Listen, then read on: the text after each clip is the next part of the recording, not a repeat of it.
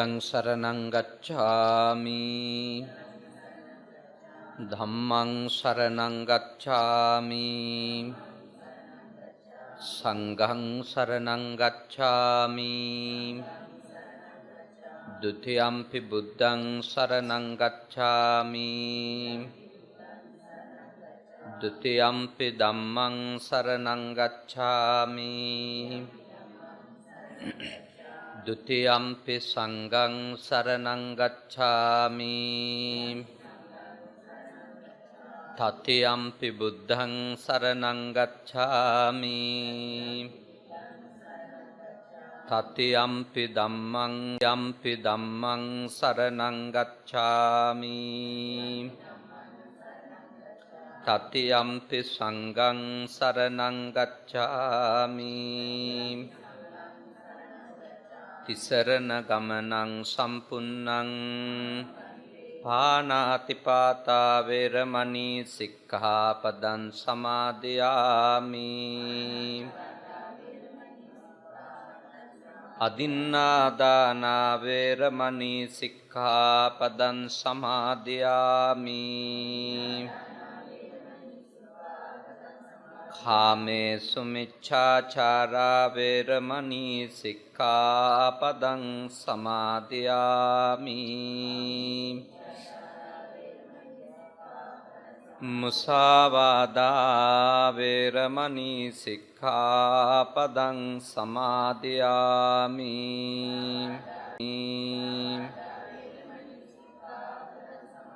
සුරාමේරය මජ්ජපමා දත්තානා වේරමණී සික්ඛාපදං සමාදියාමි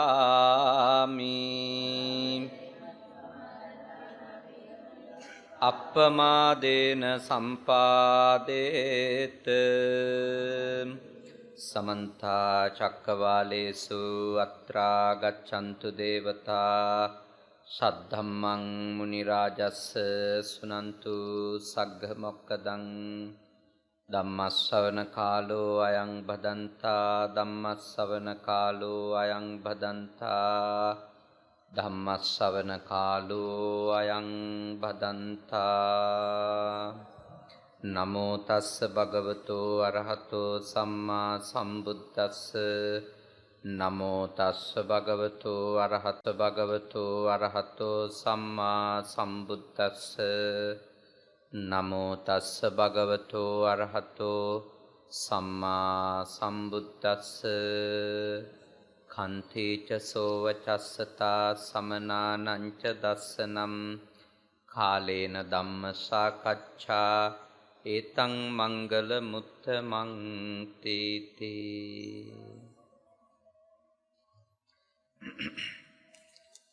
කාරුණික ශ්‍රද්ධාකාමී පින්වතුනි විශේෂයෙන්ම අවුරුද්දකට කලින් පරලෝ සැපත්වන්ට යෙදුන බී සරත් මෙන්ඩිස් මහත්මයාට පින් අනුමෝදන් කිරීමත් අවුරුදු 9කට කලින් මියගිය බී ලීමන් මෙන්ඩිස් පියාණන්ට පින් දෙන්නටත් එච්.ආර්. ජීඩින් මහත්මයාට මහින්ද කුමාරසිංහ මහත්මයාට නෝමන් විලියම්ස් මහත්මයා ඇතුළු මියගිය ඥාතීන්ට පින් අනුමෝදන් කිරීම අරමුණු කරගෙන අද මේ උතුම් පින්කම මේ විදියට සූදානම් වෙනවා.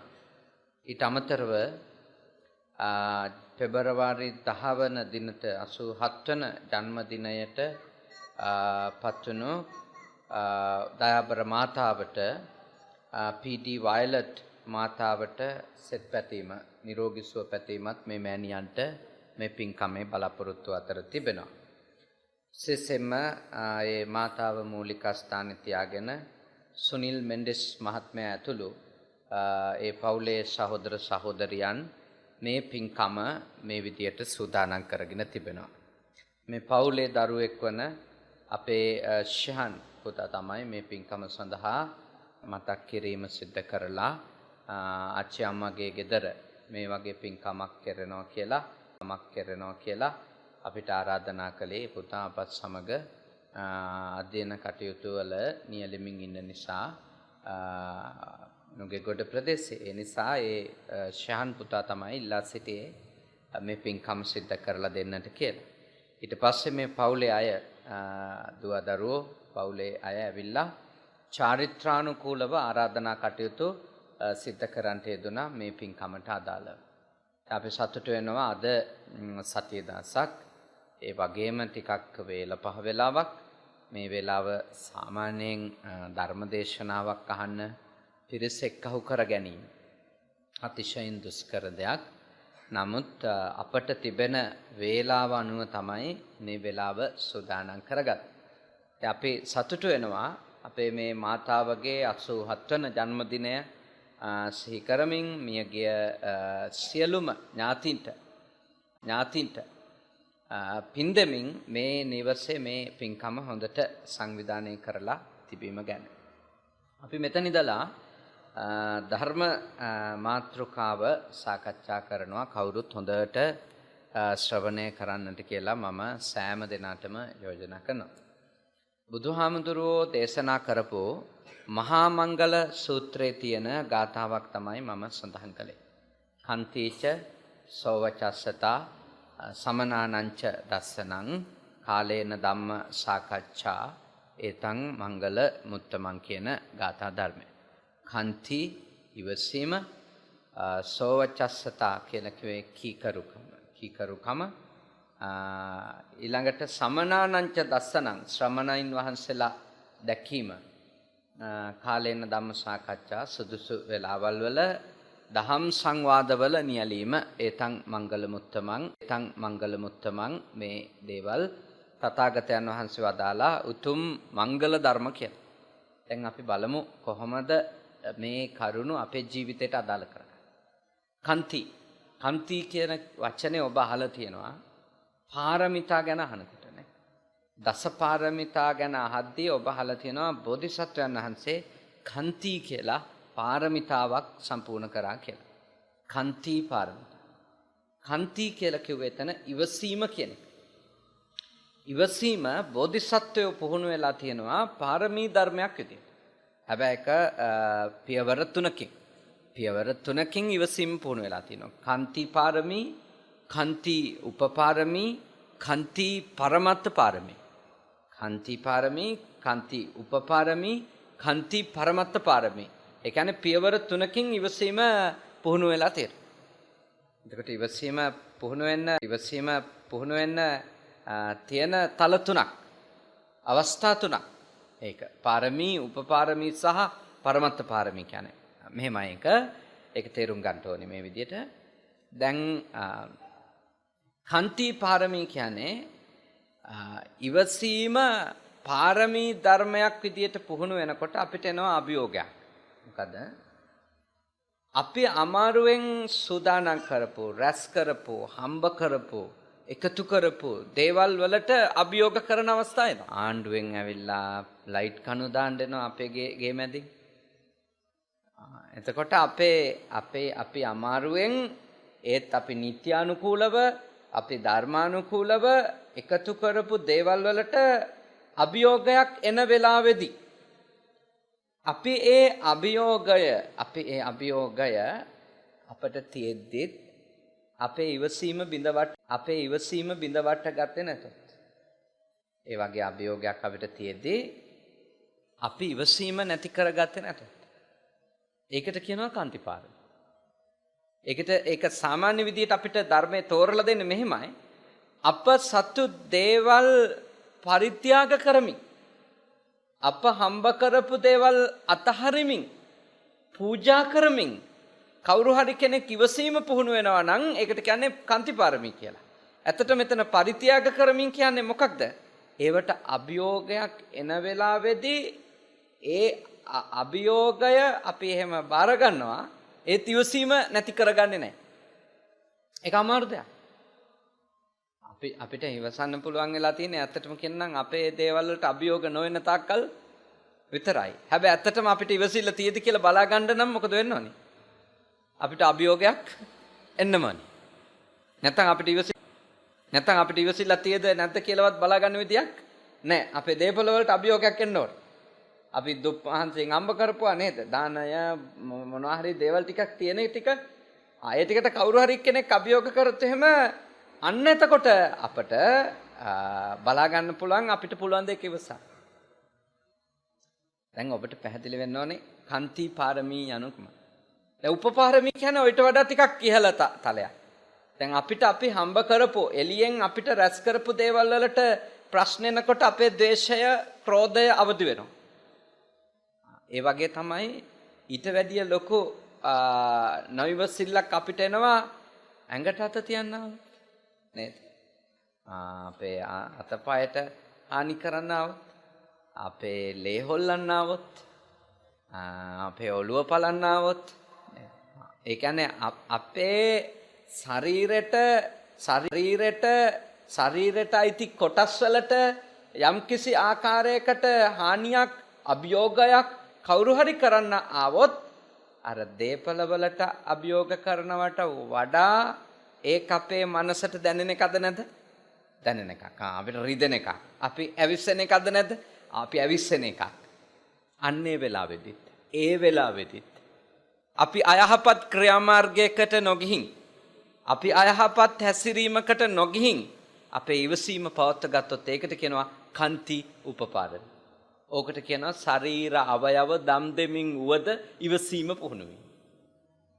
හැදිල්නේ? කන්ති උපපාරමී කියන්නේ ශරීර කොටස් පරිත්‍යාග කරමින් උවද, ශරීර කොටස් අතහැරෙද්දී උවත් ඉවසීම පුහුණු වීමට කියනවා කන්ති උපපාරමී. ඒක අර දේපල ධනය ධාන්‍ය අතහැරෙනවට වඩා අමාරු එකක්. ඊට පස්සේ බරපතලම එක. ඒ කියන්නේ ඉවසීමේ උපරිමය. පරීක්ෂාවට ලක් වෙන්නේ අපේ ජීවිතයට අනතුරක් එන වෙලාවටනේ.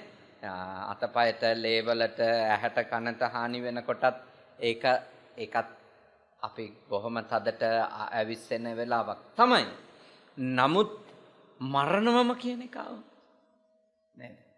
අපි මෙතනින් ඉවරයි කියන එක આવොත් එතෙන්දී අපි ඊටත් වඩා අපේ මනසේ අවදිවීමක්, අකමැත්තක්, ද්වේෂයක් එනවා. අන්න ඒ ජීවිත අභියෝගෙන වෙලාවට අවයව වලට අභියෝගේ හෝ දේපල වලට අභියෝගේ නෙමෙයි, සන්තක දේට අභියෝගේ නෙමෙයි, මුළු ජීවිතේටම අභියෝගයක් පැමිණෙන අවස්ථාවේදී කවුරු හරි කෙනෙක් එයාගේ ඉවසීම නැති කරගන්නේ නැත්නම් එයාට කියනවා කන්ති පරමත්ත පාරමී පුරණ කෙනෙක්. දැන් පැහැදිලි නේද? ඒක ලේසි වැඩක් නෑ. දැන් අපිට දෙවනි සහ තුන්වෙනි එක ගැන තාම හිතන්නත් ටිකක් දුෂ්කරයි. මොකද තාම අපි ඒ වගේ අවස්ථාවක ඉවසයිද නැද්ද කියලා බලන්න කවුරුත් අපිට එහෙම ඇවිල්ලා නෑනේ. දැන්ට තියෙන්නේ අපේ ඔය මොනවා හරි අරගන්න හදන එක, අපේ දේපල වලට ප්‍රශ්න ඇති කරන එක, ඔප්පු වලට අර එහෙම අයිතිකාරයෝ එන ඒ වගේ ඒවා විතරනේ. ඒ නිසා ඔබ ඊටාම බුද්ධිමත්, ඔබ ඊටාම ප්‍රඥාවන්තව තේරුම් ගන්න ඕනි එකක් තමයි ඉවසීම පුහුණු වෙනවා කියන්නේ සරල දෙයක් නෙමෙයි. ඒක ලොකු අභියෝගයක්. ඒක කොච්චර අභියෝගාත්මක එකක් වෙනවද කියනවා නම් ඇත්තටම අපි ඉවසනවද, ඇත්තටම අපි ඉවසන්නේ නැද්ද කියන එක පවා තීරණය වෙන්නේ අපිව පරීක්ෂණයකට ගොදුරු වුණොත් විතරයි. පරීක්ෂණයකට අපි ගොදුරු නොවි, පරීක්ෂණයකට අපි ලක් නොවි අපිට කියන්න බෑ අපි ඉවසනවද නැද්ද කියලා. අපි කාටවත් කියන්න. අපි හරි හොඳ මිනිස්සු විදියට ඉන්නේ ඇත්ත වශයෙන්ම කියනනම් අපිට අභියෝගයක් එන්නේ නැති තාක්කල් විතරයි. නේද? අපේ තාත්තට, බලයට, නේද? ධනයට, පැවැත්මට, අපේ විශ්වාසවලට අභියෝගයක් ආවොත් තමයි බලා ගන්න පුළුවන් ඇත්තටම අපි ඉවසනවා. දැන් මෙහෙම ඉන්නකොට කවුරුත් ඉවසන අය වගේද පේන්නේ නැද්ද? දැන් මේ ඉන්න විදියට ඊටාම හොඳ ඉවසිලිවන්ත අය වගේ පේනවානේ. මමත් ඒ වගේ පේනවානේ. ඔබත් ඒ වගේ පේනවා. ඒ ගොඩාක් අය මිනිස්සු ගැන එහෙම නිගමන වලට ඇවිල්ලා තියෙන මෙන්න මෙහෙම ඉන්නෝ දැකලා. ඒ කියන්නේ ඒවා ඇත්තටම කියනනම් කිසිම අවබෝධකින් තොරව හදාගත්තු නිගමන.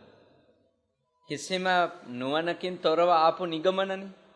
මිනිස්සු සංස්කෘතික වැඩවලදී ඉන්න විදිය සහ ඇත්ත ප්‍රශ්නවලදී ඉන්න විදිය එකක්ද? නෑ දෙකක්. සම්පූර්ණයෙන් දෙකක්. සම්පූර්ණයෙන් දෙකක්. මිනිස්සුන්ගේ ඇත්තම ස්වභාවය එළියට එන්න නම් එයාට ඇත්තම අභියෝග එන්නත් ඕනි. ඒකයි බෝධිසත්වයෝ ඇත්තම අභියෝග එන තැන්වලදී පුහුණු වුණා. නෑ අභියෝගේ කොච්චර බලගත්ු එකක් වුණත් මගේ මූලික මනෝභාවයේ වෙනසක් වෙන්නේ නෑයි කියන එක.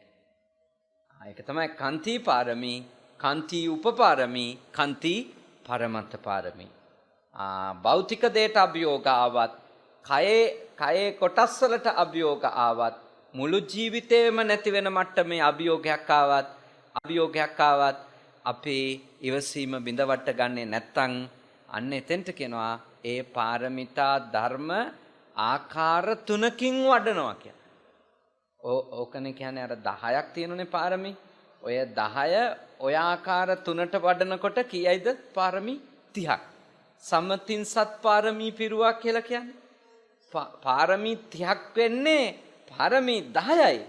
හැබැයි වඩන පුහුණු වෙන ආකාරය අනුව 30යි. පාරමී ලෙස පුහුණු වෙද්දී, උපපාරමී ලෙස පුහුණු වෙද්දී, පරමත්ත පාරමී ලෙස පුහුණු වෙද්දී ඔක්කොම පාරමී කීයක් වෙනවද? 30ක් වෙනවා. පාරමිතා 30ක් වෙනවා. ඉතින් ඒ පාරමී බෝධිසත්වෝ පුහුණු වෙච්ච. දැන් අපි බුදුහාමුදුරුවෝ අනුගමනය කරනවා නම්, බුදුහාමුදුරුවෝ සරණ යනවා නම් අපිත් ශ්‍රාවකයෝ විදියට ඉවසීම ප්‍රගුණ කරන්න ඕන. ඉවසීම ප්‍රගුණ කරගන්න. හැබැයි මම ඔබට යෝජනා කරනවා ඔබ ඉවසීම ප්‍රගුණ කිරීම යනු මොන හේතුවක් නිසාවත් කල්මැරීම කියලා අවබෝධ කරගන්න එපා. ඉවසීම ප්‍රගුණ කිරීම නම් ඔබගේ නොහැකියාව නිසා ඔබට හැකියාව ලැබෙනකම් බලා ඉඳීමක් ඉවසීම නෙමෙයි. තේරෙනවද ඒ කාරණේ? එක වෙන වාක්‍යයක් අර කාරණා තුන නෙමෙයි මේ ඒකේ තව එක පැත්තක්. මොකද ඉවසීම යනු කල්මැරීම නොවේ. ඒ තමයි වාක්‍යයක් විදියට කියන්නේ. දැන් බොහෝ වෙලාවට අපේ දුර්වල අයට නේ දුර්වල අය බලවත් අයත් එක්ක හැප්පෙන්න ගියොත් අපි මොකද කියන්නේ? ඔයා ඉවසන් ඉන්න. කියනවද නැද්ද? කියනවා ඔයා ඉවසන් ඉන්න. ඔය මිනිහත් එක්ක රණ්ඩු හදාගන්න යන්න එපා. ඔයාට පුළුවන් ද ඔය මනුස්සයා එක්ක හැප්පෙන්න. ඔයා බය වෙන්න එපා. කොකාට 7 වාරයක් ආවොත් කාටද? තිත්තයටත් වාරයක් එයි. ඔයා ඉවසන් ඉන්න. එහෙම අපි කියනවානේ නේද? මම එතකොට ඔබෙන් අහනවා මෙහෙම ප්‍රශ්නයක්. තිත්තයා කරන්නේ ඉවසීමද කල්මැරීමද? කල්මැරීම. එතකොට අරයට අපි පුහුණු වෙන්න කියන්නේ ඉවසීමද කල්මැරීමද? කල්මැරීම. එතකොට එයාගේ අවස්ථාව ආවට පස්සේ එයා සහ ඒ කියන්නේ අපි කියමුකෝ තිත්තයාගේ වාරය ආවට පස්සේ තිත්තයාගේ හැසිරීම කොකාගේ හැසිරීමට වඩා යහපත් වෙයිද? නෑ. යහපත් වෙන්නේ නෑ. එතකොට එයා ඉවසීමක් වැනි උතුම් ධර්මයක් පුහුණු වෙච්ච කෙනෙක්ද? නෑ. පැහැදිලිද? ඒ කියන්නේ අපි කාටවත් හරි නොකිව යුතුයි ඔයාට අවස්ථාව වෙනකන් ඉවසන්න කියලා. ඒක ඉවසීම නෙමෙයි. ඒකට කියන්නේ කල් ගැනීම. වේලාව ගැනීම නේ. ඇත්තටම කිව්ව කපටි වීම. අපි ගොඩාක් වෙලාවට පුහුණු වෙලා තියෙන ඉවසීමට වඩා කපටි වීම. සල්ලි නැති අය කල් මරනවා. මම සල්ලි හම්බ වෙච්ච දවසක බලා ගන්නවා. නේ. වෙන බලය නැති අය කල්පනා කරනවා මටත් එයිනේ අවස්ථාව. එතකොට සමහර විට එයාට අවස්ථාව වෙන්නේ අනිත් එක්කෙනා ලෙඩවීමෙන් නම්. එතකොට ඒ අවස්ථාව එයා සතුටින් පිළිගන්නේද නැද්ද? අනිත් එක්කෙනාගේ රෝගී බව මෙයාගේ බලය හම්බ වෙන හේතුව නම් මතු පිටින් කියයිනේ. මතු පිටින් කියන්නේ ඔයා ලෙඩ වෙච්ච එක මට හරි දුකයි කියලා. හැබැයි යටි හිතින් සන්තෝෂ වේද නැද්ද? දැන් සල්ලි වල හයිය ඉවරයි වගේ. කියනවානේ. කෝ අර ඉස්සර තිබිච්ච කට අහනවානේ. අහනවා අපි හිතින් අහනවා. කටින් එළියට දැම්මේ නැතත් හිතින් අහන ඔය වුණා මදි. ඔය පටන් ගත්තා විතරයි. එතකොට අපේ ඇත්තටම මේ ලෝකේ වැඩිපුරම මිනිස්සු කරලා තියෙන්නේ මොකද්ද? වැඩිපුරම කරලා තියෙන්නේ කල් මරන. වැඩිපුරම මිනිස්සු කරලා තියෙන්නේ කල් මරන. ඒගොල්ලෝ ඉවසලා නෙමෙයි ඒගොල්ලෝ කරලා තියෙන්නේ කල් මරන එක කියලා තේරෙන්නේ එයාලට බලය හම්බෙච්ච දවසට. බලය හම්බ වෙනකම් බලන් ඉන්න අයට පේන්නේ එයා බෝධිසත්වයෙක් වගේ. සාන්තුවරියක් වගේ කියනවානේ. එහෙම කියනවනේ නේද? අර කතෝලික මේ මිනිස්සුන්ගේ ආගම්වල ඉන්නේ සාන්තුවරියෝ නේද? දැන් බෞද්ධයොත් කතෝලිකයෝ එක්ක ඉඳලා ටිකක් පුරුදු වෙලානේ තියෙන්නේ. දැන් බෞද්ධයොත් සමහරවිට මට කියන ඇහිලා තියෙනවා. බෞද්ධයෝ කියන එයා සාන්තුවරයෙක් වගේ. නේ? එයා සාන්තුවරියක් වගේ. ඒ කියන්නේ එච්චරට මෙයාගේ හොඳ ගති තියෙනවා කියලා. නමුත් ඇත්තම කාරණේ එයාගේ ඇත්තම ස්වභාවය බලා ගන්න නම් එයාට අභියෝගයක් එන්නම ඕන. අභියෝගාත්මක වෙලාවෙදිත් එයාට ඊටාම අයහපත්ව හැසිරෙන්නට පුළුවන්කම තියෙද්දිත් ඒත් එයා ඒ හැසිරීමේ තියෙන අයහපත් බව වටහාගෙන අවබෝධ කරගෙන තේරුම් අරගෙන එවැනි අකුසල සිතක් මත පදනම් වෙලා මම කොච්චර බලය තිබුණත් ක්‍රියාත්මක වෙන්න හොඳ නැහැ කියන ගැඹුරු ඥානයේ හින්දා කවුරු හරි කෙනෙක් අයහපත් නොවි ඉන්නව නම් අන්න ඒකට නම් අපි කියනවා කුමක්ද? ඉවසීම. ඒක තමයි ඉවසීම. එතකොට ඉවසීම ඇත්තටම දැකගත හැක්කේ බලය තියෙන කෙනා ගාව. බලය තියෙන කෙනා ගාවින් තමයි අපට බලා ගන්න පුළුවන් එයා ඉවසනවද නැද්ද. දුර්වල කෙනා කොහොමත් අපට කියන්න අමාරු ඉවසනවා. එයා ඉවසනවද එයා කල් මරනවද කියලා දන්නේ එයා විතරයි. සමහරට ඉවසනවා ඇති. සමහර විට බොහෝ විට වෙන නැත්තේ මොකද්ද? කල්මැරීම. බොහෝ විට වෙන නැත්තේ කල්මැරීම. ඒක අපිට නිශ්චිතව කියන්න බෑ මෙහෙමමයි කියලා. නමුත් අපිට උපකල්පනය කරත හැකි එයාට තාම බලය නැහැ, එයාට තාම අවස්ථාව නැහැ, එයාට තාම හැකියාව නැහැ. ඒ නිසා එයා එහෙම ඉන්නවා. සරලව ගමුකෝ. මේ පුතාලා 5 දෙනෙක් ඉන්නවා නේ. මේ චූටි පුතාලා 5 දෙනෙක් ඉන්නවා. දැන් මේගොල්ලෝ මෙතන දඟලන්නේ නැතුව එහෙම ඉන්නේ ලස්සනට. දඟලන්න ආස නැති හින්දාද දඟලුවොත් ප්‍රශ්නයක් වෙයි කියලා හිතන. මොකද හිතේ? නේද? බණීද දන්නේ නැහැ නේද? ගහයිද දන්නේ නැහැ නේද පුතා? ඒ නිසා දැන් ඔයගොල්ලෝ හොඳට ඉන්නවා. මේ ඉඳීම ඕනිම වෙලාවක වෙනස් වෙන්න තියෙන ඉඩකඩ වැඩි. ඒගොල්ලන්ට තේරුනොත් එහෙම ටිකක් වෙලා යනකොට නෑ මෙතන එහෙම බනින පාටක් නෑ වගේ කියලා. නේද? මෙතන ටොකුවනින පාටක් නෑ වගේ කියලා තේරුනොත් සමහරට ඒගොල්ලන්ගේ ස්වභාවික එක එළියට එනවා. ස්වභාවික එක තමයි මෙහෙම ඉන්න කැමති නැති එක. හැබැයි දැන් මේ දරුවෝ මෙතන මේ විදියට ඉන්නවා එයාලගේ නොහැකියාව ඇති. ඒක ලොකු ඉවසීමක් ලෙස තේරුම් ගන්න අපිට පුළුවන් කමක් නෑ. ඒක බලයකට මේ වෙලාවේ තියෙන අඩුම මේ මහා පිරිසට යටත් වීමක්. තේරුණාද ඒක? හැබැයි මෙතන ඉන්න වැඩිහිටියෙක්ම එහෙම වාඩි වෙලා ඉන්නේ නේ. මෙතන එක වයස් මට්ටම් වල එක දැනුගත්කම් නේද? නේ ඔබ මෙතන වාඩි වෙලා ඉන්නේ මෙහෙම බිම බයක් ඇතුළේද? නෑ. ඔබ මෙහෙම වාඩි වෙලා නොහිටියොත් ඔබට ප්‍රශ්න ඇති කරනවද කවුරුත්? නෑ. එහෙම කාටවත් ඇති කරන්න බෑ. නමුත් ඔබ වාඩි වෙලා ඉන්නේ. මේ වෙන දේ ගැන අවබෝධය.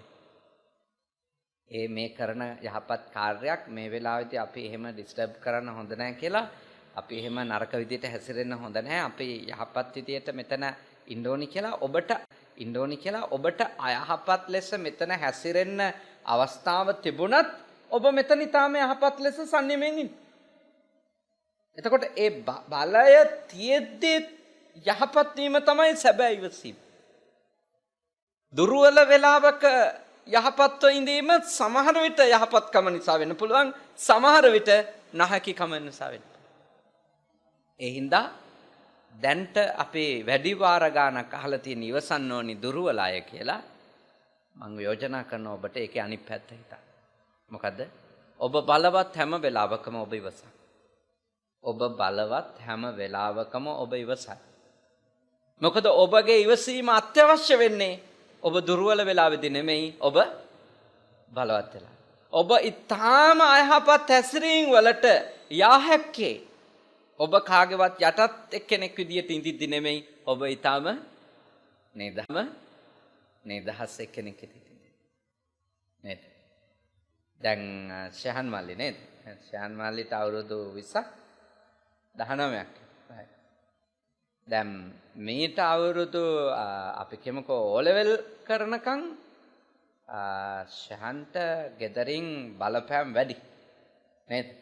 A level ඉවර වෙනකලුත් සෑහෙන බලපෑමක් තියෙන්න ඇති. ඒ කාලේ ශහන්ගේ යහපත් වීම ඒ යහපත් වීම පිළිබඳව අවබෝධයක් ඇතුළේ වෙන එකකට වඩා අම්මගෙන් බේරෙන්න බැරි නිසා සහ තාත්තගෙන් බේරෙන්න බැරි නිසා නේ. ඒක තමයි සාමාන්‍යයෙන් ආසන්න වශයෙන්ම සහන් යහපත් වීම සම්බන්ධව වෙන්න පුළුවන් එක. ආසන්නම. හැබැයි අද වෙනකොට ශාන්ත නිදහසේ එහෙට මෙහෙට යන්න සැලකිය යුතු අවස්ථාවක් අවුරුදු 19 පැන්නම 18 පැන්නම හම්බ වෙනවා. දැන් මෙතනදී ශාන් යහපත්ව ඉන්නවා නම් ඒ යහපත්ව ඉන්නේ මොකක් හින්දාද? අයහපත් වීම පිළිබඳව තියෙන නරක යම් දුරකට හරි තේරුම් අරගෙන. එතකොට නිදහස හම්බුණත් වැරදි කරන්න යන්න දෙසරයක් විතර.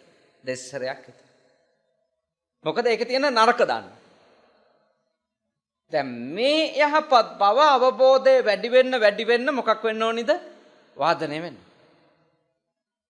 එතකොට තමයි එයා ඉවසීමෙන් එයාගේ හැඟීම් එක්ක වැඩ කරන කෙනෙක් කියලා කියන්න පුළුවන්. ඉවසීමෙන් එයාගේ හැඟීම් එක්ක වැඩ කරනවා. ඉවසීමෙන්. කියන්නේ ඔබ ඉවසීමෙන් ඔබේ හැඟීම් එක්ක වැඩ කරන තරහ විතර නෙවෙයි ඉවසන්න ඕනේ. තරහ විතරනේ අපිට එන ආසාව ඉවසන්න ඕනේ. අපිට එන මෝහය ඉවස ගන්න ඕනේ. අපිට එන ඊර්ෂ්‍යාව ඉවස ගන්න ඕනේ. ඉවස ගන්න ඕනේ. තරහ විතර නෙවෙයි ඉවසන්න ඕන. ගොඩක් වෙලාවට අපි ඉවසීම හරියට නිකන් තරහේ අනිත් පැත්ත වගේ හිතන් ඉන්නේ නේ. තරහයට ප්‍රතිවිරුද්ධව කරන්න ඕනි එක තමයි ඉවසිල්ල වගේ හිතන්. නමුත් ඉවසන්න ඕනි තරහ විතරක් නෙමෙයි. දැන් ආසාව ඉවසගත්තේ නැතොත් මොකද වෙන්නේ? ආසාව ඉවසගත්තේ නැතොත් අපිට කාගේ හරි අපි මෙහි ආවනේ අද. ඔන්න දැන් අපි ඇවිල්ලා අපි ඉන්නකොට අපිට පේනවා ලස්සන ඔරලොස්සුවක්. ඒකයි මේ ගෙදර අයට. මේ ඔරලොස්සුව දකිනකොට අපිට ආස හිතෙනවා. ආසාව ඉවසගත්තේ නැතොත් මොකද වෙන්නේ? අපි යන ගමන් හිමින් උස්සන් යනවා මේක. තේරුණානේ? ඒ කියන්නේ ආසාව ඉවසගත්තේ නැතොත් අපි හොරෙක් වෙනවා. අනුන්ට අයිති ස්ත්‍රියක් ගැන, අනුන්ට අයිති පිරිමියෙක් ගැන අපිට කාමුක ආසාවක් එනවා. අපි ආසාව ඉවසගත්තේ නැතොත් කාමිත්‍යාචාරය.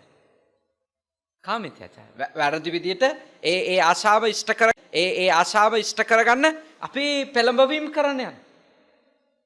හෝ අපි පෙළඹෙනවා. එතකොට ඉවස ගන්න ඕනි තරහ විතරද? නෑ. අපි ඉවස ගන්න ඕනේ ආසාව. අපිට එන ආසාවල් ඉවසගත්තේ නැතිව නම් අපි පස්පව් කරනවා. දස අකුසල් කරනවා. සම්මා දිට්ඨි සූත්‍රේ උතුම් සරියුත් මහරහතන් වහන්සේ අපිට දේශනා කරනවා අපි දස අකුසල්ම කරන්න පුළුවන් කුමක් මුල් වෙලාද? ලෝභය කියන අකුසල මූලයෙන්.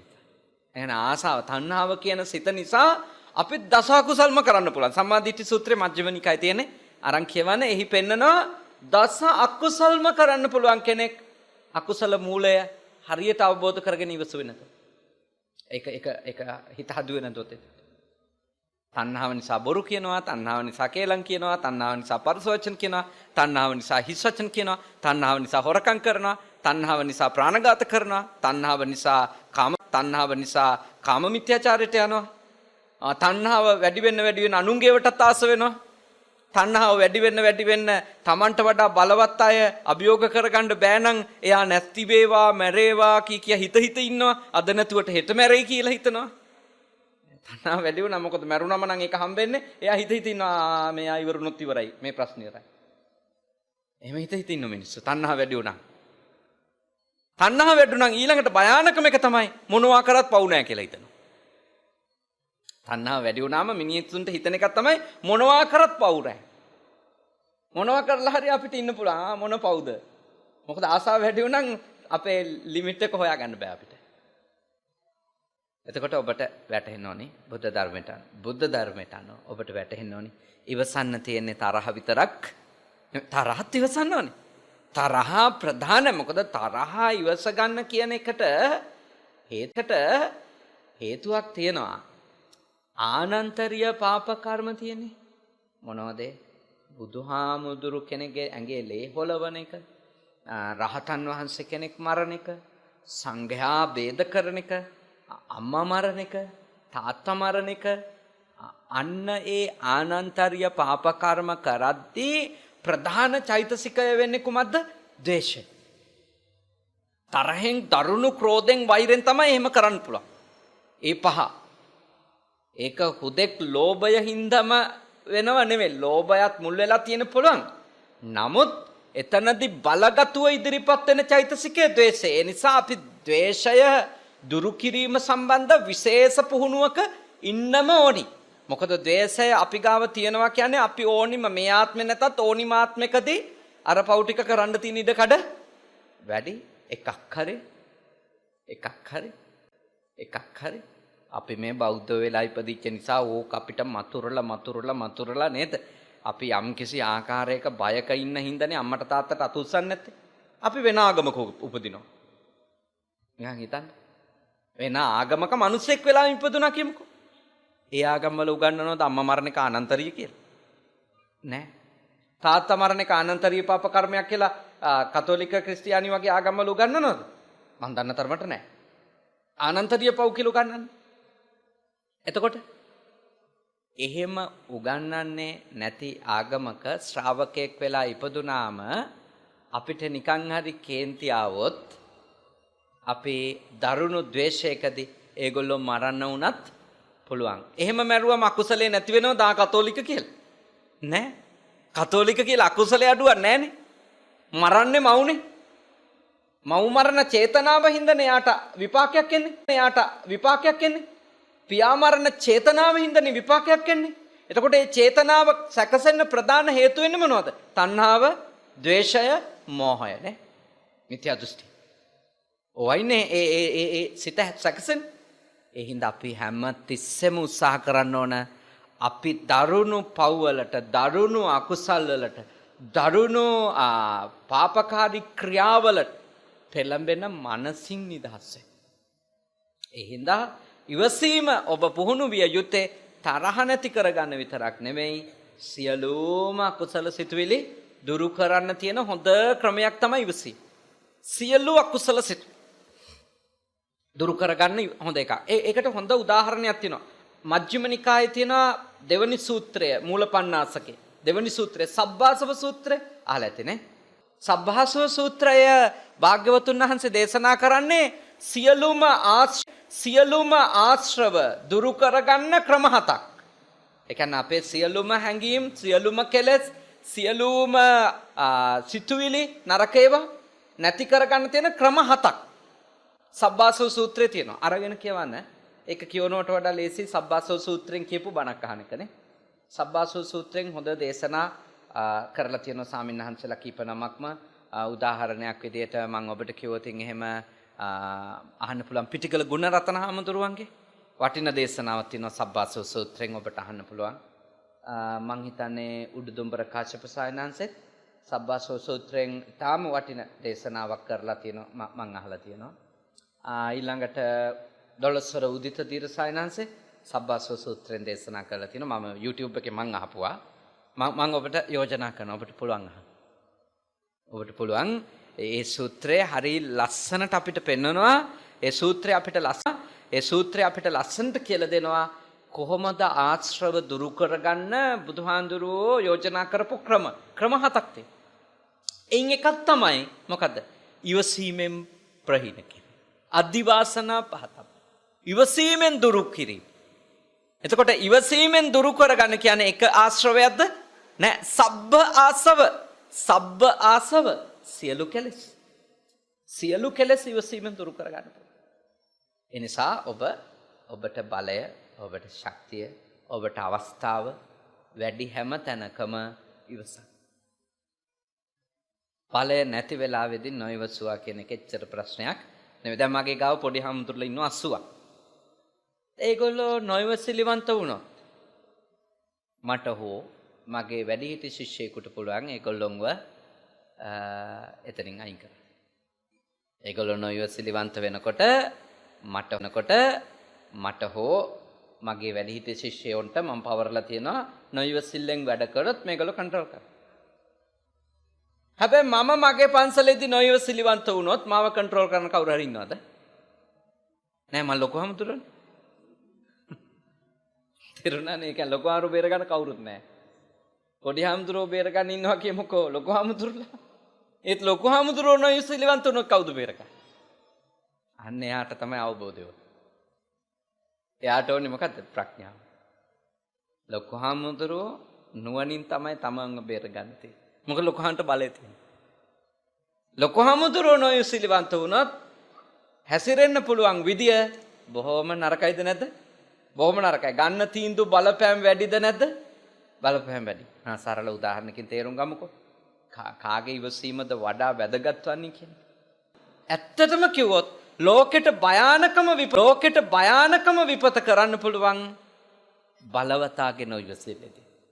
ඇත්තටම නෝර්ත් කොරියාවල වගේ ඉන්න නායකයාගේ කටයුතු ඉවසුවේ නැතොත් එහෙම ඩොනල්ඩ් ට්‍රම්ප් ඇතැම් විට ඊළඟ ලෝක යුද්ධය අපිට දැක ගන්න පුළුවන් වේ අපේ ජීවිත කාලේ. අපිත් ඒකේ ගොදුරු බවට පත්. එහෙනම් හොඳට තේරුම් ගන්න. බලවත් කෙනා ඉවසනවා. බලවත් කෙනාගේ ඉවසීම ඒක කොයි වගේ එකද? උඩුගම් බලා පීනීම. ඒක අනුසෝතගාමීද පටිසෝතගාමීද? පටිසෝතගාමී. ඒක කැලණි ගඟට බැහැලා කවුරු හරි නාගලගම් වීදිය තියෙන්නේ නේද? මටක්කුලි පැත්තේනේ නේ? අර මොයකට පැත්තටනේ. ඒ පැත්තට පීනනවා වගේ එකක්ද කැලණි පන්සල ගාවින් කැලණි ගඟට බැහැලා හැටන් පැත්තට පීනනවා වගේද? ගිනි ගතේන පීනනවා වගේද? වගේද? බලවත් වෙලාවෙ දිවසන එක කැලණි ගඟට බැහැලා ශ්‍රීපාදේ පැත්තට පීනනවා. මොකද සැඩපහර තියෙන්නේ ඒ පැත්තෙන් නේ. ඒ පැත්තෙන් තමයි මහා වේගකින් එන්නේ. එතකොට එන සැඩපහරට එරෙහිව යන්න එපා. කවුරු හරි උඩට යන්න හිතුවොත් අන්නේ උඩට පීනීමට කියනවා මොකද්ද? පටිසෝතගාමී. ගංගාව ගලාගෙන යන පැත්තට පීනන එක එච්චර අමාරු වැඩක්ද? පීනන්න දෙයක්වත් නැහැ ඇතැම් විටනේ. ගහගෙන යයි. මොයකට පැත්තට වේගෙන් යනවනේ ගඟ. අපි යයි ඒ පැත්තට. අතපය හොල්ලන්න දෙයක්වත් නැහැ. වැටීම පමණ ප්‍රමාණවත් නේ. ඒ ගඟට වැටීම පමණක් ඇති අපි ආයේ ඈතටම. ඒත් උඩහට එහෙම යනවද? යන්නේ නැහැ. ඒකට සැබෑ වීරියක් ඕනද නැද්ද? ඕනි. බලය තියෙද්දි ඉවසන්නත් අන්න ඒ වගේ තමයි. බලය තියෙද්දි ඉවසීම සැබෑම උඩුගම්බලා පීනීම. දුර්වල වෙලාවේදී ඉවසීම ගඟ ගලන පැත්තටම යෑමක්. ඒක එච්චර අමාරු නෑ. ඒක හරි ලේසි. දුර්වල වෙලාවෙ ඉවසන එක සරල දෙයක්. මොකද ඒකට අමුතු වීරියක් ඕනේ නෑ. Taman දුර්වලයි කියලා දන්න එකම ඇතිද මදිද? හොඳටම. ඒ නිසා ඔබ ඇත්තටම ඔබ බලවත් වෙලාවේදී කන්ති කියන ධර්මයේ පොඩි. තන ඔබයි දන්නේ නේ? වෙලාව ඔබයි දන්නේ. මොකද ඔබ බලවත් වෙලාව කියන්නේ ඔබට නරකම අකුසල් ටික කරගන්න පුළුවන් වෙලාව. මේ තවත් උදාහරණයකින් කිව්වොත් ඒක තව තේරෙනවා. දැන් මෙතනදිත් අපි ඉවසීම තියාගන්න ඕන ප්‍රාණඝාත නොකරන්න අද රැට කාමර දොර වැහුවට පස්සේ. මధుරෙක් ඇවිල්ලා කනකොට ඔබ ඉවසන්න ඕනේ. මෙතෙන්දිද කාමරේ දොර වැහුවට පස්සේ. හා? අන්න හරි. කාමරේ දොර වැහුවට පස්සේ. මොකද හේතුව? හේතුව තමයි එතන ඔබට දැන් නිඳා කරන්න කවුරුත් නැහැ. කාමරේ දොර වහලතු. ඔබ මధుරව මරණ බව අනිත් අයට පේන්නෙත් නැහැ. ඔබට සම්පූර්ණ බලය තියෙද නැත? සම්පූර්ණ බලය තියෙනවා. ඔබ 99%ක්ම මරන්න ඉඩකඩ වැඩිද නැද්ද? වැඩි.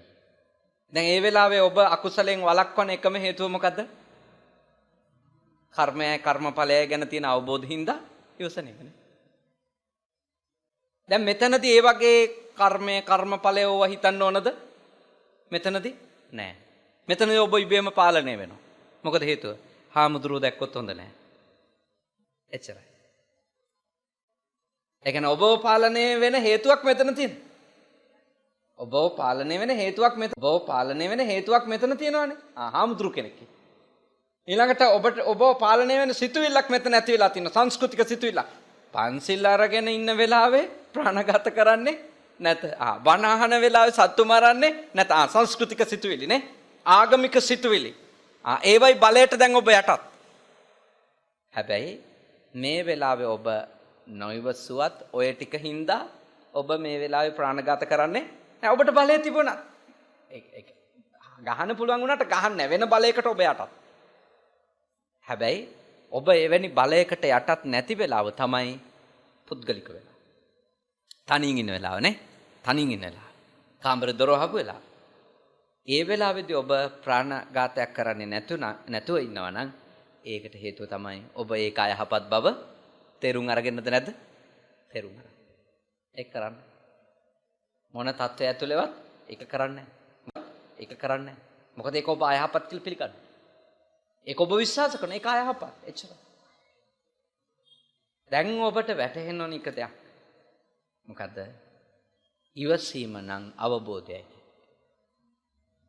ඉවසීම තහවුරු වෙන්නේ අවබෝධය වාදනය වෙන ප්‍රමාණය මත. ඒ කියන්නේ යමක් නරක ඇයි කියලා අවබෝධ වෙන තරමට කොච්චර අවස්ථාවක් අපි ඒක කරන්නේ නැහැ.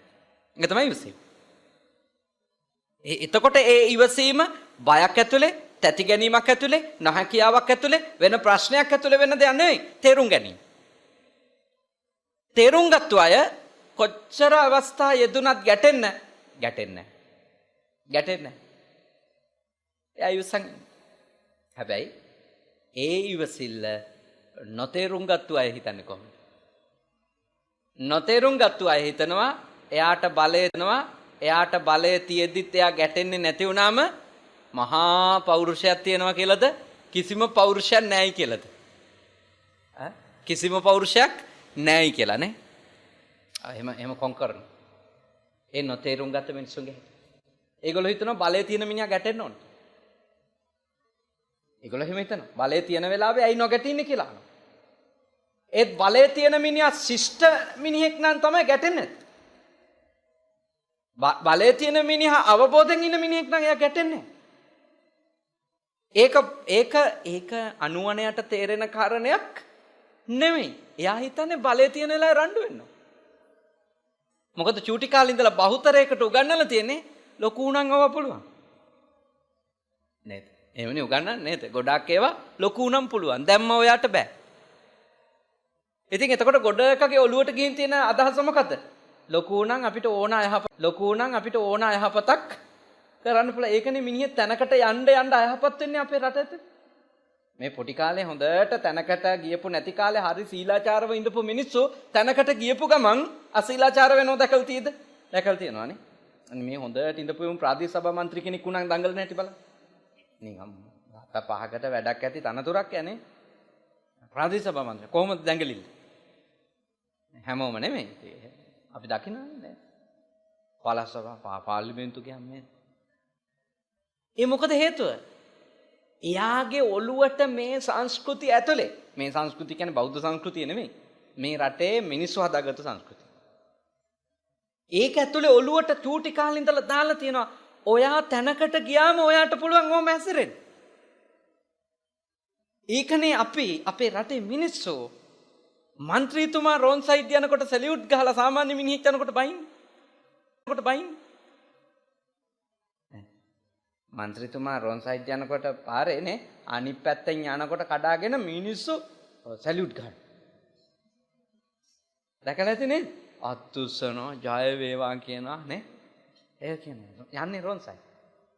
සාමාන්‍ය මිනිහෙක් යනකොට මොකද වෙන්නේ? සාමාන්‍ය මිනිහෙක් වැරදි පැත්තෙන් ගියොත් පොලිසියත් අල්ලනවා. මිනිස්සුත් බයිනවද නැත? පිස්සෙද්ද කොහෙදයි කියන. බලය තියෙන වෙලාවට ගියොත් පිස්සෙක් කියන්නේ. දැන් ඒකෙන් තේරෙනවා නේද අපේ සමාජය ඉවසන්න ඕනි මිනිස්සු කියලා අඳුරගෙන තියෙන්නේ කවුද? නොහැකියයි. දුර්වලයි. හයියක් නැති මිනිස්සු තමයි ඉවසන්න ඕනි කියලා ඉගෙනගෙන තියෙන්නේ. ඒ නිසා හැම මිනිහෙක්ම මේ යුගයේ උත්සාහ කරන්නේ මොකද්ද? තැනකට එන්න. ඒ තැනකට එන්න තියෙන ආසාව ඇතුලේ ඊළඟට ඒක ඇතුලේ තියෙන කතාව තමයි මොකද්ද? එයා දන්නවා මටත් අර විදියට නටන්න පුළුවන් මාත් තැනකට ආව. ඒක තමයි අපේ රටේ ඇත්ත. ඒකයි තැනකට එන මිනිහා අශීලාචාර මිනිහෙක්. එනිසා මේ දරුවන්ට හරි කියලා දෙන්න මේව කියලා දෙන්නේ ඒකයි මම. මේ දරුවන්ට හරි කියලා දෙන්න අපේ තැනකට යන්න තමයි ශිෂ්ට වෙන්නේ. අපි දුර්වල වෙලාවේ ශිෂ්ට වෙලා ඉන්නේ අවබෝධයෙන් නෙමෙයි බයට. ඒත් අපි බලවත් වෙලාවේදී තමයි තැනකට ගියාම තමයි අපිට අයහපත් ලෙස හැසිරෙන්නම බැරි. චූටි කාලේ අපේ යම් නොහික්මුණුකම් තිබුණත් අපි තැනකට ආවන් එහෙම කරන්න බෑ. අපි ලොකු වෙන්න හික්මෙන්න ඕන. අපි වයසින් මෝරන්න උගත්කම් වැඩි වෙන්න ධනය බලය අපිට ලැබෙන්න මොකද හික්මෙන්න ඕන. එහෙම නොහික්මුමෙන් වැඩ කරන තත්ත්වයට ආවොත් මේ රටේ මිනිස්සු තැනකට යන එක ගැන අපි බය වෙන්න ඕනිද නැද්ද? බය වෙන්න ඕනි. ඇයි? කවුරුත් හිතාගෙන ඉන්නේ තැනකට ගියාම ඕන එකක් කරන්න පුළුවන් කියලා නේ. එතකොට හොඳම දේ තමයි මිනිස්සු තැනකට යන්නේ නැතුව තුන්වෙනි ලෝකෙ නෙමෙයි හතරවෙනි ලෝකෙ වගේ ඉන්න එක හොඳයි.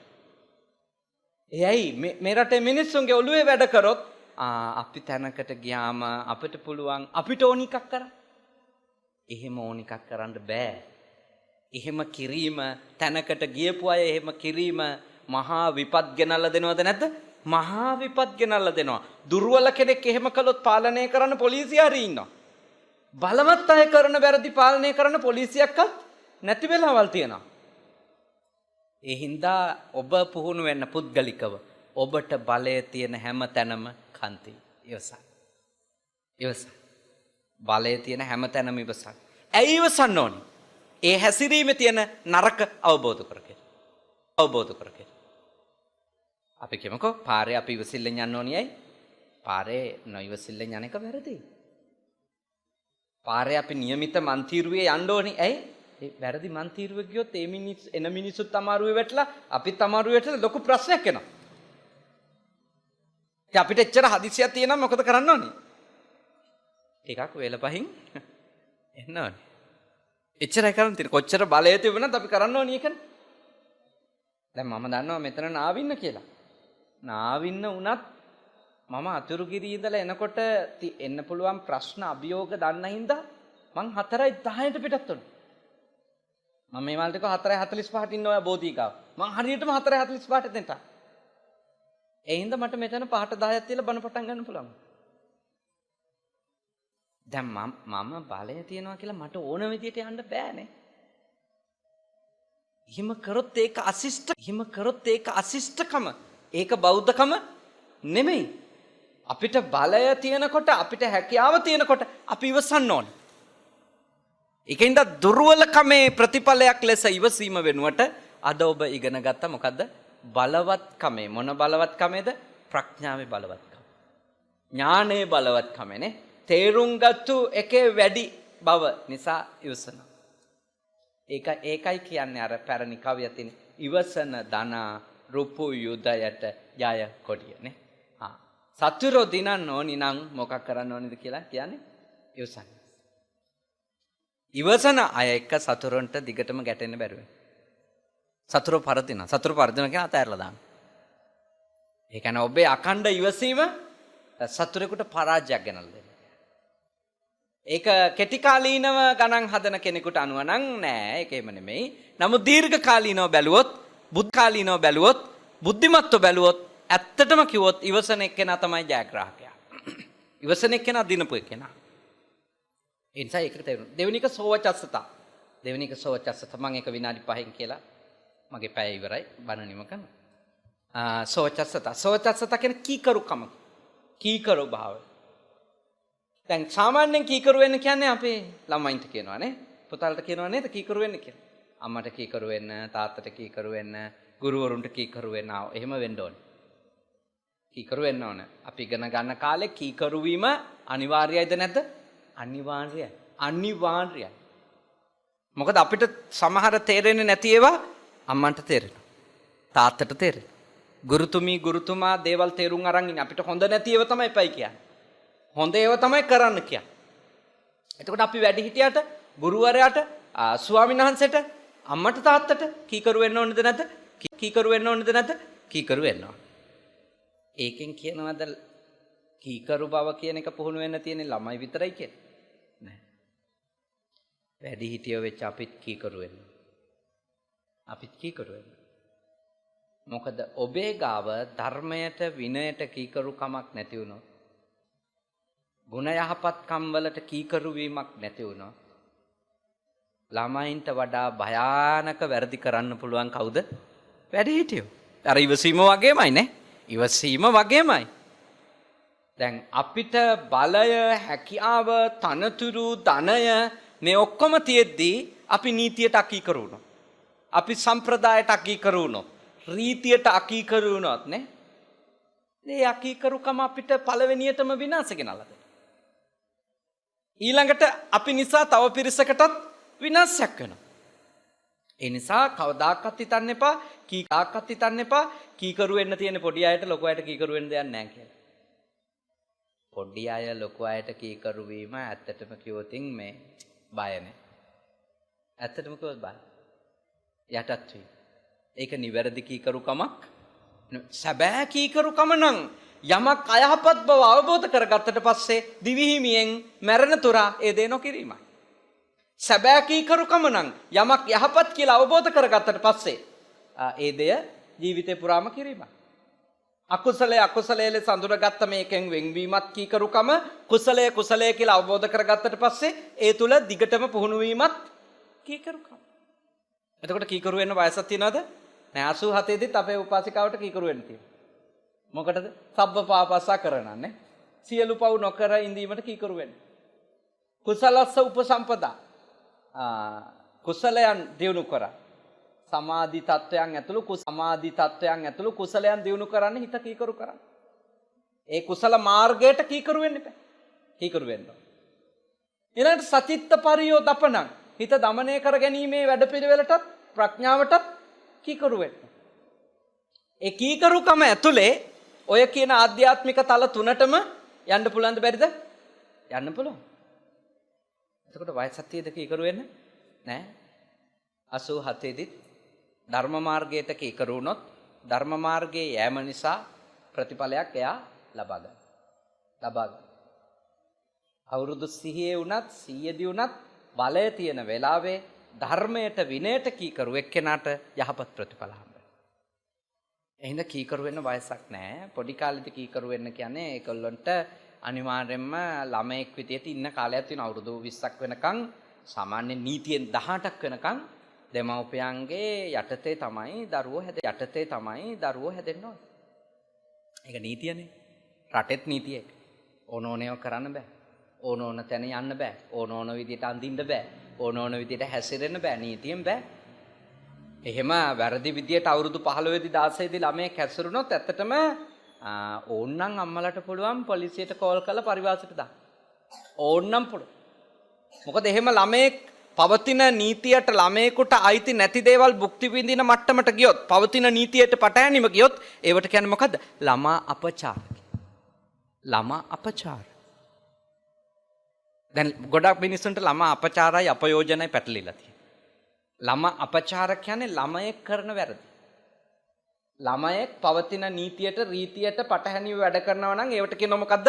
ළමා අපචාර. ඒව කරොත් දඬුවම හම්බෙන්නේ කාටද? ළමයට.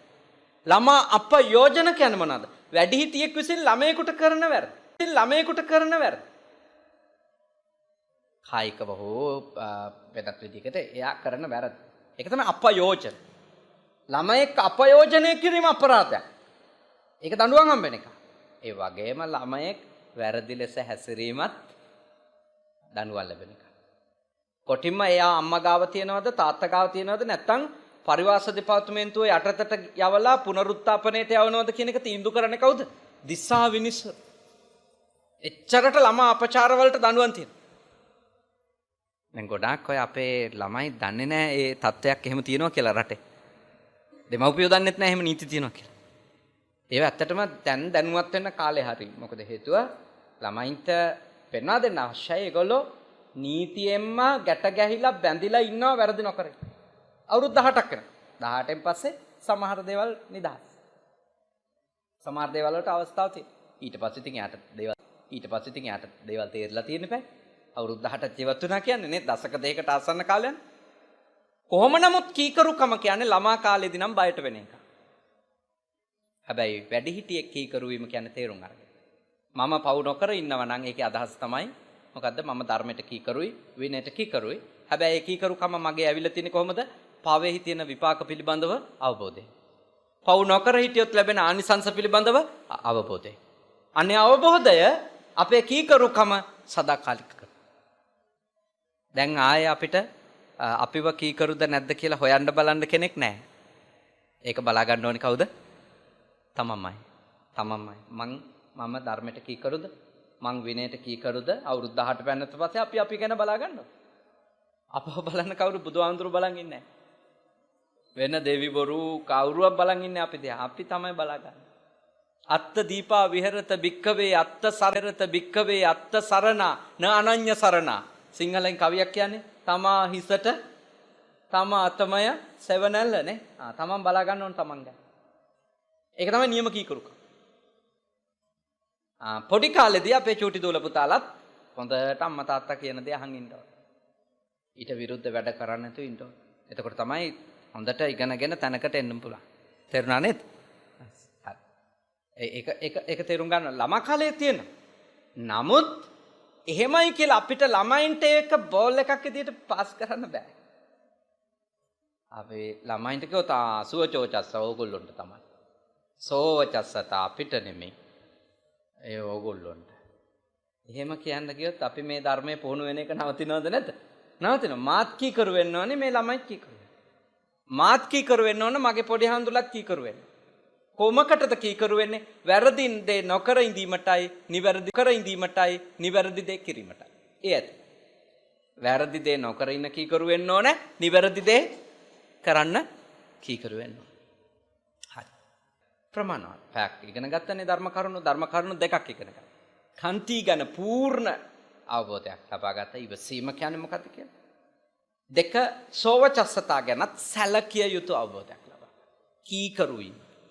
මේ උතුම් පින්කම කරේ අපේ මේ මෑණින් වහන්සේත් සුනිල් මෙන්ඩිස් මහත්තයා ඔබතුමා සුනිල් මෙන්ඩිස් මහත්මයා ඇතුළු ඒ පවුලේ සහෝදර සහෝදරියන්නේ දුවා දරුවෝ කවුරුත් ඔක්කොම එකතු වෙලා ඊටාම් ශ්‍රද්ධාවෙන් එතකොට ඊටාම් ශ්‍රද්ධාවෙන් මේ පින්කම ලස්සනට සූදානම් කළා අභාවයටපත් බී සරත් මෙන්ඩිස් මහත්මයා ඒ කවුද පියාණන් මල්ලි සහෝදරයාණන්නේ ඔබතුමාලගේ සහෝදරයාණන්ට මේ මෑණියන්ගේ පුතුණු කෙනෙක් පුතුණුවන්ට පින් අනුමෝදන් කිරීම තමයි මේ පින්කමේ මූලික බලාපොරොත්තුව. අවුරුදු 9කට කලින් තාත්තා මිය ගියා. බී ලීමන් පියාණන් වහන්සේනේ ශ්‍යාන්ගේ සියා මිය ගියා. මට පින් දෙන්නත් එච්.ආර්. ජී.ඩී. මහත්මයා, මහින්ද කුමාරසිංහ මහත්මයා, නාමන් විලියම් මහත්මයා ඇතුළු මිය ගිය සියලුම ඥාතීන් පින් දෙන්න තමයි මේ පින්කම මේ විදිහට කරේ. විශාල පිරිසක් වේල පහ වේලාවක් වුණත් සතිය දවසක් වුණත් මේ පවුලේ හිතවතුන්නේ ඥාතීන්, කල්යාණ මිත්‍රයෝ ඇවිල්ලා මේ දේශනාව ශ්‍රවණය කරන්නට යෙදුණා. රැස් කරගත් සියලුම පින් කුසල් අනුමෝදනා කරමු. ඉහත නම් සඳහන් කරපු සහෝදරයාණන් පුතුණුවන් ඥාතිවරයාණන් ඇතුළු කොට සියලු මියගිය නෑයෝ මේ පින් අත් කරගනිත්වා. මේ දේශනාව අහපු පිරිසගේ නමින් මියගිය නෑයන්ට ඔබ නමින් මියගිය සියලු නෑයන්ට මේ පින් බෙලෙන් මේ ගෞතම බුදු සසුනේම නිවන් අවබෝධ වේවා. සාදු සාදු සාදු. ඒ වගේම සියලුම දෙවිවරුද මේ පින් අනුමෝදන් වෙත්වා. දෙවියන්ගේ ආශිර්වාදය ආරක්ෂාව බැල්ම ශක්තිය මේ 87 වන වියට පාතබෝ මෑණින් වහන්සේට ලැබේවා. ඔබතුමිය නිදුක් වේවා, නිරෝගී වේවා, සුවපත් වේවා. ඔබතුමියටත් ඔබතුමියගේ දරුමුණු බුරු මිනිබිරියන්ටත් ඒ වගේම අනිකුත් ඥාති මිත්‍රාදීන්ටත් රටටත් සමාජයටත් සියලු දෙවියන්ගේ ආශිර්වාදයෙන් සෙතක් වේවා, යහපතක් වේවා, ශාන්තියක් වේවා. සියලුම දෙවිවරුද නිවන් අවබෝධ කරත්වා. සාදු සාදු සාදු. අවසාන වශයෙන් ඔබ අප හැම දෙනාට දෙවි දේවතාවුන්ට මියගිය සියලුම ඥාති මිත්‍රාදීන්ට මේ පින් කුසල් පාරමී ධර්ම වේවා, චතුරාර්ය සත්‍ය අවබෝධ වේවා, එතෙක් සත්පුරුෂ ඇසුර ලැබේවා, කල්යාණ මිත්‍ර ඇසුර ලැබේවා. ශ්‍රී සද්ධර්මයේම අසමින් ඊ타ම ඉක්මන් භවයකදී නිවන් දකින්නට අද කරගත්තු පින්කමද පාරමිතාවක් වේවා. සතු සතු සතු. ආකාසට්ටා ච බුම්මට්ටා දේවානාගා මහිත්‍තිකා පුඤ්ඤන්තං අනුම් චිරන් රක්칸තු ශාසනං. ආකාසට්ටා ච බුම්මට්ටා දේවානාගා පුඤ්ඤන්තං අනුමෝදිත්වා චිරන් රක්칸තු දේශනං. ආකාසට්ටා ච බුම්මට්ටා දේවානාගා පුඤ්ඤන්තං අනුමෝදිත්වා චිරන් රක්칸තු මම් පරම්ති තී. කවුරුත් වන්දනා කරන්ට. අභිවාදන සීලිස නිච්ඡං වද්දා පචායිනෝ චත්තාරෝ ධම්මා වඩ්ඩන්ති ආයුවන්නෝ සුඛං බලං ආයුරාෝග්‍ය සම්පatti සග්ග සම්පatti මේවච අතෝ නිබ්බාන සම්පatti මිනාතේ සමිජ්ජතු. හැම දිනාටම තුනුරුවන්ගේ අනන්ත ගුණ බලයෙන් යහපතක්ම වේවා. සංඝම්